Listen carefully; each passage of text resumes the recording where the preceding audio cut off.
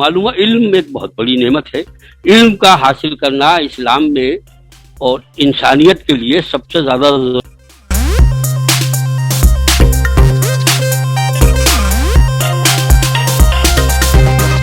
داؤد علیہ السلام پر کون سی کتاب نازل ہوئی؟ زبور. حنین، فرشتوں کے بارے میں بتاؤ مجھے، آپ کیا جانتے ہو فرشتوں کے بارے میں؟ کھاتے ہیں، نہ پیتے، نہ سوتے ہیں، صرف اللہ کی عبادت کرتے ہیں. کتنے سال کی عمر میں آپ صلی اللہ علیہ وسلم مدینہ گئے تھے؟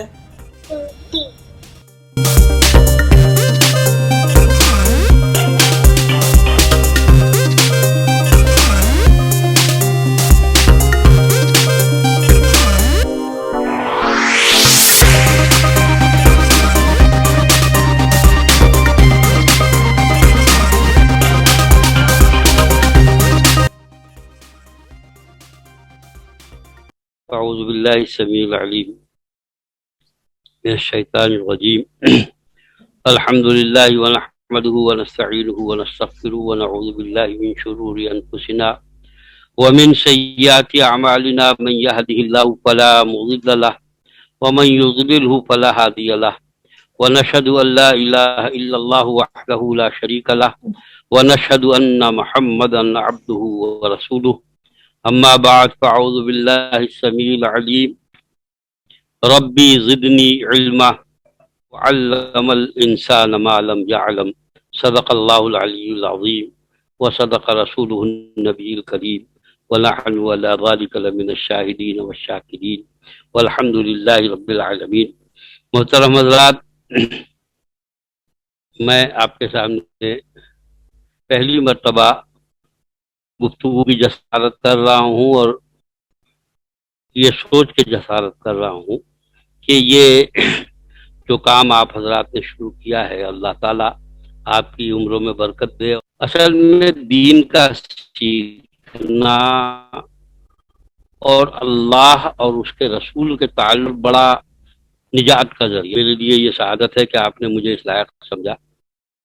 اور جہاں تک علم کا تعلق ہے، میں یہ جانتا ہوں کہ مجھ میں وہ علمی صلاحیت نہیں ہے کہ میں آپ کو درس دے سکوں، لیکن ایک مسلمان ہونے کے ناطے جو جن باتوں سے میں آشنا ہوں ان باتوں کو میں اگر آپ حضرات کے سامنے پیش کروں، کچھ بات میری کم علمی کی وجہ سے ہو سکتا ہے آپ کو لگے میں یا نہ سمجھا پاؤں، تو اس میں آپ اسے پوچھ بھی سکتے ہیں، میں بھی کہیں سے دریافت کر لوں گا. بہرحال ہم بات شروع کرتے ہیں. میں نے بہت سوچا کہ میں کہاں سے گفتگو کروں اور کیا بات، کہاں سے آپ کی بات شروع کروں. تو مجھے قرآن مقدس کی ایک آیت ذہن میں آئی، اور وہ آیت ہے جب قرآن مجید نازل ہوا، پہلی وحی نازل ہوئی، تو وہ آپ کی سب کی سماعتوں میں ہے، ہم سب مسلمان ہیں، سب جانتے ہیں کہ پہلی وحی جب نازل ہوئی تو وہ اقرا تھی. اور اقرا کا کی جو آیات ہے، اعوذ باللہ السمیع العلیم من الشیطان الرجیم، اقرا بسم ربک الذی خلق، خلق الانسان من علق، اقرا وربک الاکرم الذی علم بالقلم، علم الانسان ما لم یعلم. تو علم الانسان ما لم یعلم، انسان کو وہ سکھایا جو وہ نہیں جانتا تھا، اور ہم اسی بات کے لیے بیٹھے کہ ہم وہ سیکھیں جو ہم نہیں جانتے.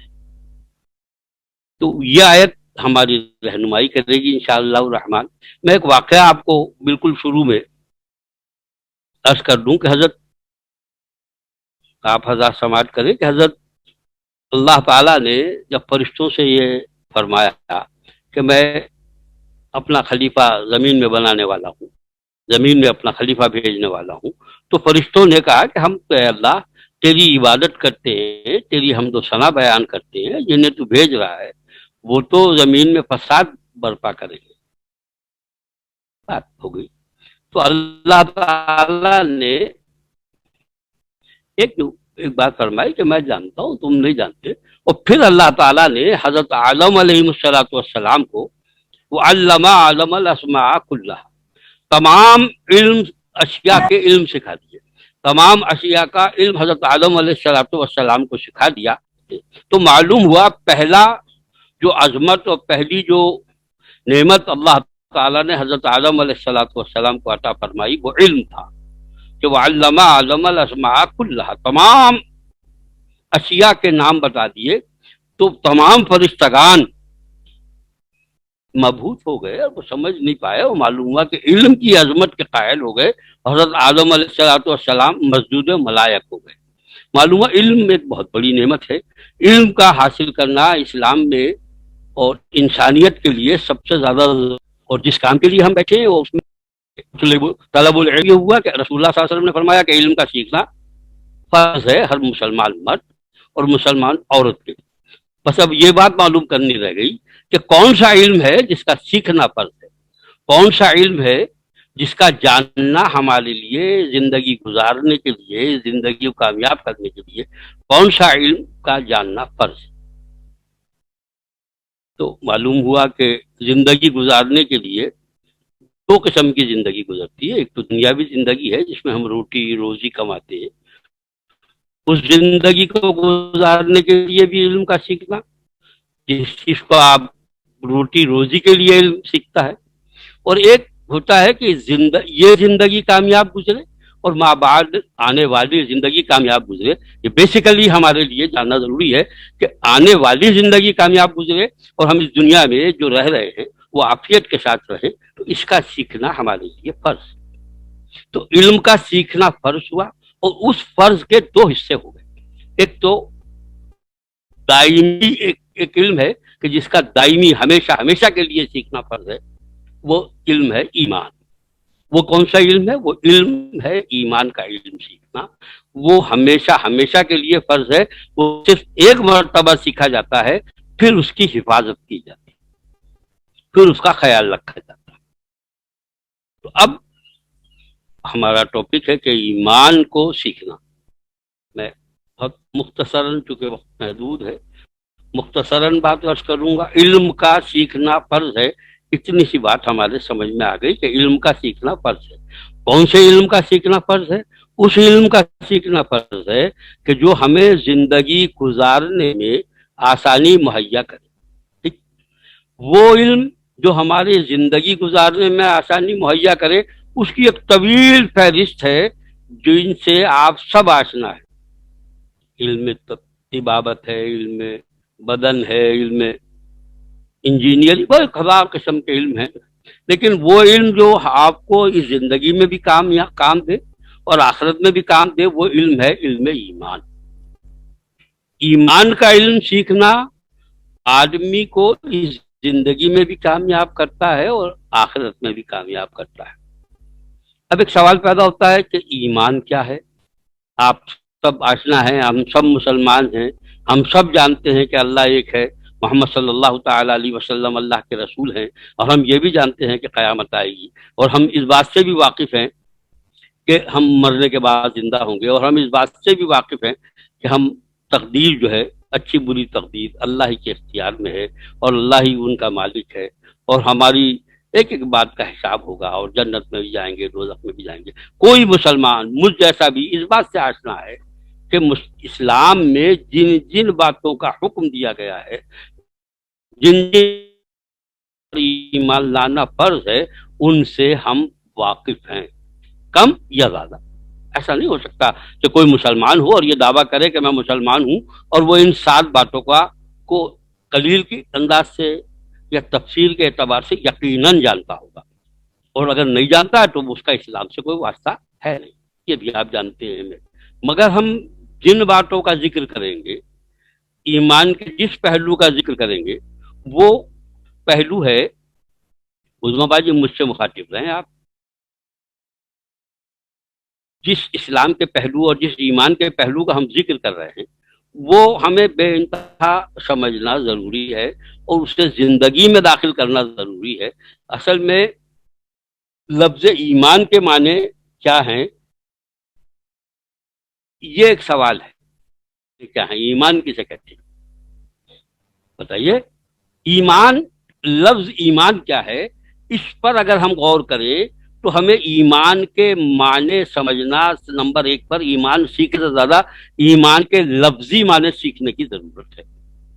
ہم قرآن مجید کا مطالعہ کرتے ہیں، پہلی کتاب پہلی جو ہماری کتاب ہے اس کو پہلا سپارہ کھولتے ہیں، پڑھتے ہیں اعوذ باللہ السمیع العلیم من الشیطان الرجیم، بسم اللہ الرحمن الرحیم، الف لام میم ذالک الکتاب لا ریب فیہ ھدی للمتقین الذین یؤمنون بالغیب ویقیمون الصلاۃ، الذین یؤمنون بالغیب، ہم نے کتاب پڑھی الف لام میم، یہ کتاب ہے جس میں کوئی شک نہیں ہے، یہ ہدایت ہے متقین کے لیے، متقیوں کے لیے۔ اور وہ متقی کون ہوتے؟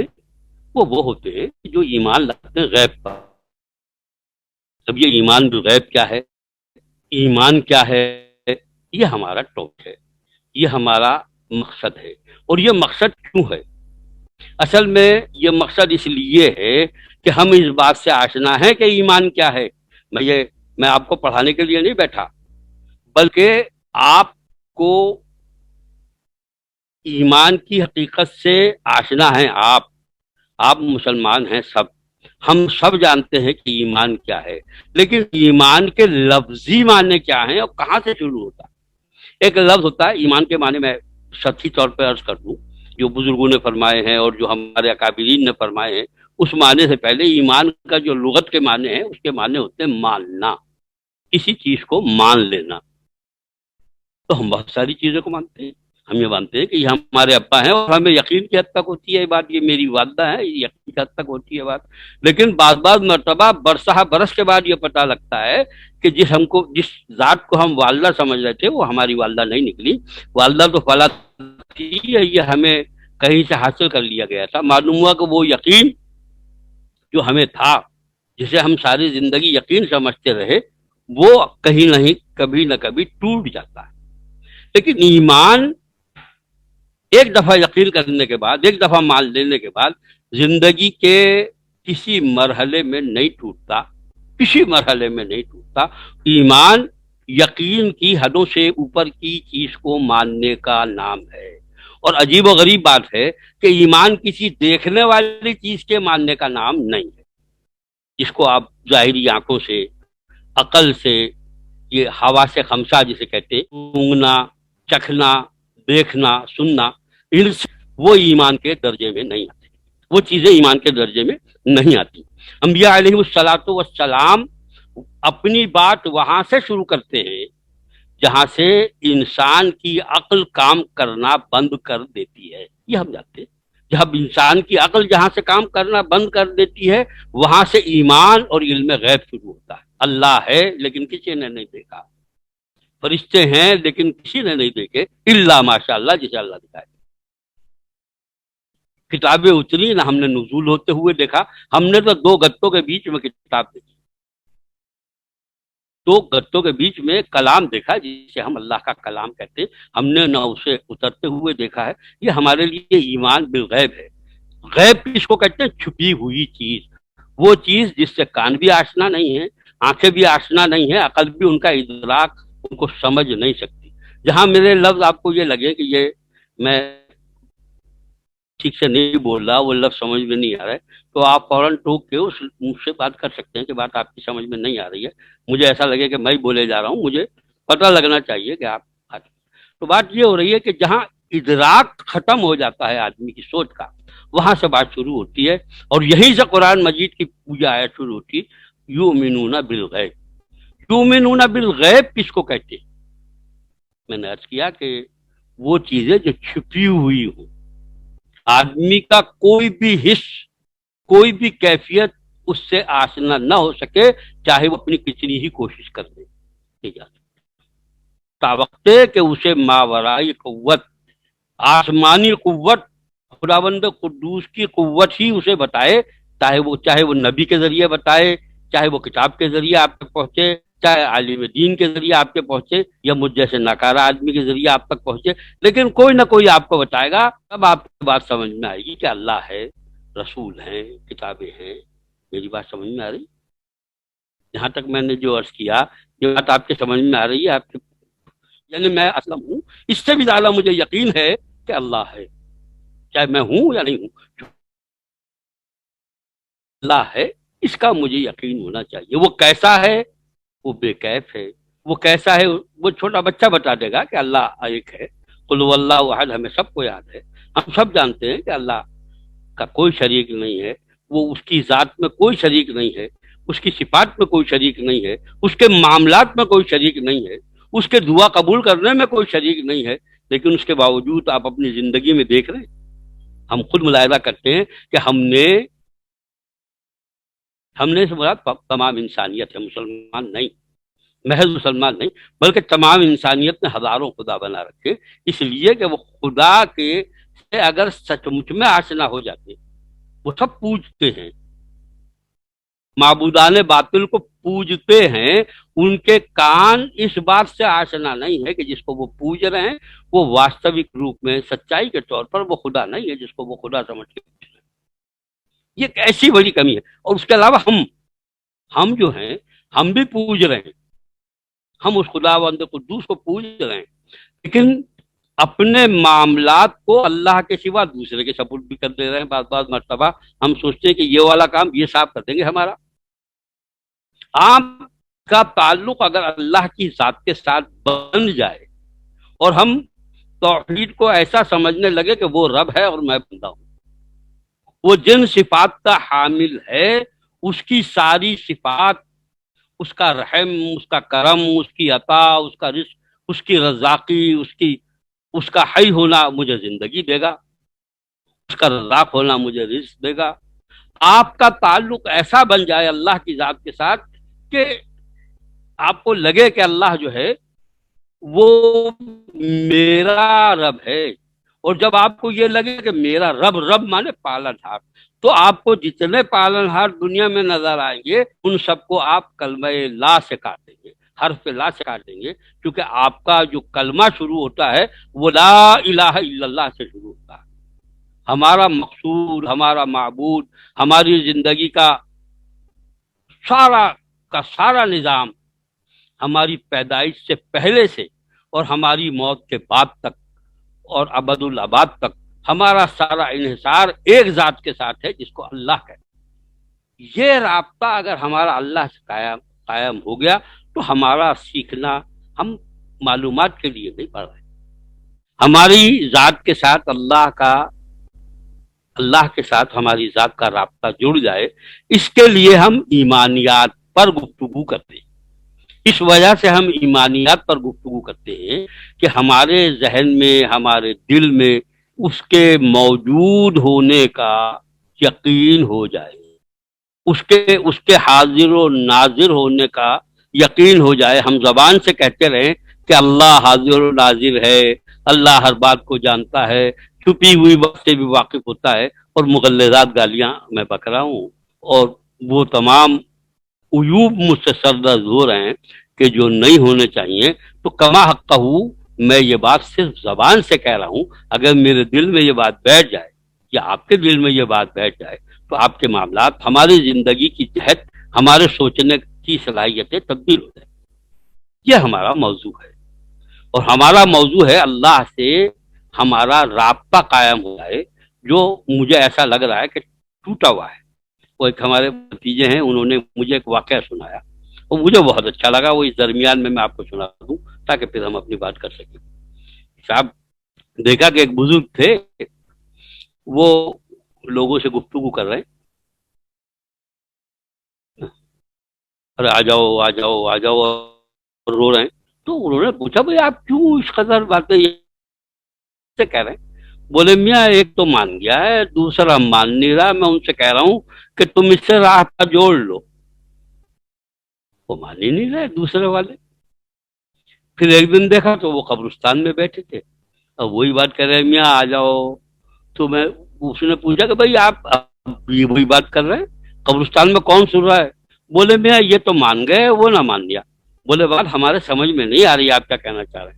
بولے میں ان بندوں سے، اللہ کے بندوں سے یہ کہہ رہا ہوں کہ تم اپنے رب کے ساتھ اپنا رابطہ جوڑ لو، اپنے رب سے اپنا رابطہ جوڑ لو. اس سے بات میں نے کی تو اس نے کہا میں تو تیار ہوں، تو اپنے جن بندوں سے تو بات کرنا چاہتا ان سے بات کر لے، اگر وہ مجھ سے رابطہ جوڑنے کے لیے تیار ہیں تو میں تیار ہوں. بولے اب میں قبرستان میں پہنچا تو یہ تو سارے کے سارے رابطہ جوڑنے کے لیے تیار ہے، مگر وہ منع کر رہا کہ میں اب نہیں جوڑنے کا رابطہ، یہ تو زندگی جو دنیا ہے اس میں ہی رابطہ، زندگی کے آخری سانس سے پہلے اور نزا سے پہلے آپ کو رابطہ جوڑنا ہے اللہ کے ساتھ. اس تعلق کا نام اللہ کے ساتھ. آپ جانتے ہیں کہ اب میں ایمان آپ کی گوشت پر کرا چکا. ایمان کہتے ہیں کسی چیز کے ماننے کو.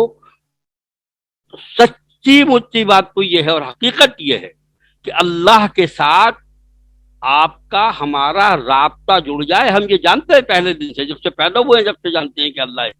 ہم مانتے ہیں کہ وہ حاضر و ناظر ہے، ہم جانتے ہیں کہ وہ حی و قیوم ہے، لیکن اس ذات کے ساتھ ہمارا رابطہ کتنا جڑا ہوا ہے. وہ ذات واجب الوجود ہے، قدیم ہے، ہمیشہ سے ہے، ہمیشہ رہے گی. اس میں کوئی تغیر و تبدل نہیں ہو سکتا، اس کا کوئی وزیر نہیں ہے. یہ بات آپ نوٹ کر لیجئے، اس کا کوئی وزیر نہیں ہے، اس نے کسی کو اپنا وزیر نہیں بنایا. اس دنیا کو بنانے میں بچے بھی جانتے ہیں کہ اس دنیا کو بنانے میں اس نے کسی کو شریک نہیں کیا. وہ اپنے سارے کام یکتا و تنہا کرتا ہے. اسے اپنی مخلوق سے 70 ماہوں سے زیادہ محبت ہے. آپ قرآن پڑھیں تو آپ کو اندازہ ہوگا اشد حب للہ، اللہ سے سب سے زیادہ محبت کرنی چاہیے. اللہ فرماتا اللہ ولی الذین آمنوا، اللہ کا ایک نام ولی بھی ہے، اس کے معنی ہوتے ہیں دوست. تو اللہ ہمارا دوست بن جائے، ہمارا رابطہ اللہ کے ساتھ جڑ جائے. تو اس لیے ہم نے یہ کوشش کی ہے، اور میں اسی لیے آپ کے ساتھ بیٹھا ہوں کہ شاید میری کوششوں سے اور میری گفتگو کرنے سے اور آپ کے صدقے میں میرا رابطہ اللہ سے جڑ جائے، اور آپ کا رابطہ بھی اللہ سے جڑ جائے، تو ہماری زندگی کے، اس دنیاوی زندگی کے اور آخرت کی زندگی کے معاملات حل ہو جائیں. آپ کو، مجھے پتا ہے کہ آپ کو اللہ کے تعلق سے علم ہے، آپ کو ایمان